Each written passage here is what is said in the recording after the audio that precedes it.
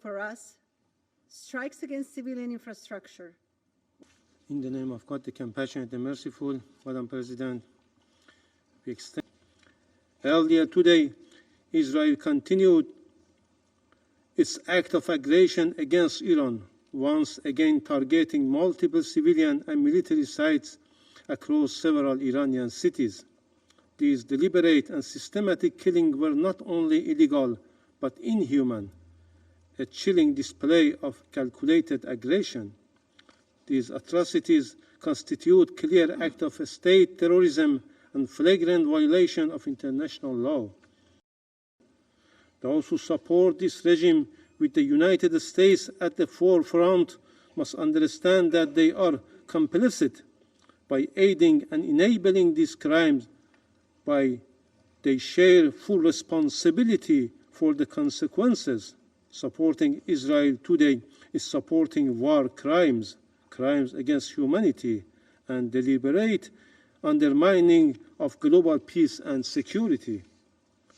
The Israeli regime's long-standing crimes against the oppressed Palestinian people, its repeated violation of the sovereignty of regional countries, and its possessions of undeclared weapons of mass destruction have made the Middle East a cauldron of chronic instability since its creation.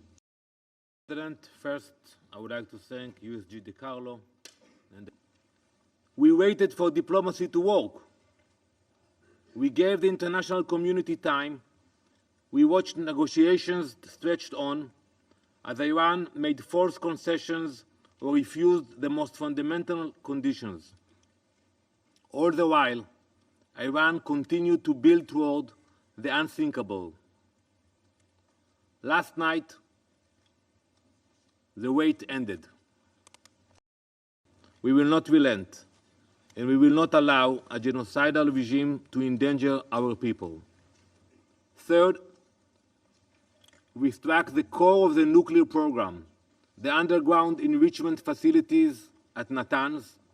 This facility was operating at a military-grade capacity.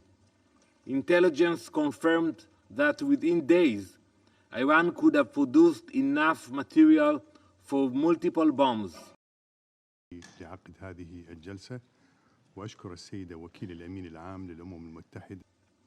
We acted because 80 years ago, the Jewish people made a promise to ourselves, never again. That promise applies to a nuclear holocaust as well. This was an act of national preservation.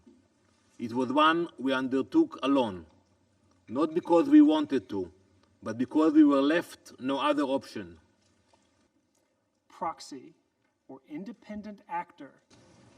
As President Trump has repeatedly said, this dangerous regime cannot be allowed to have nuclear weapons.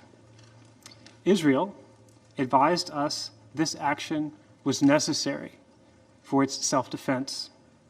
Every sovereign nation has the right to defend itself, and Israel is no exception. The United States was informed of the strikes ahead of time, but was not militarily involved in these strikes.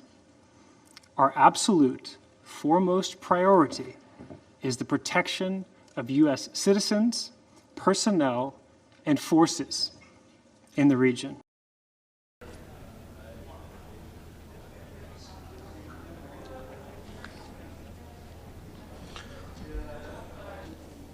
Israel has openly claimed responsibility, and it is done so with the active support of a permanent member of the Council, the United States.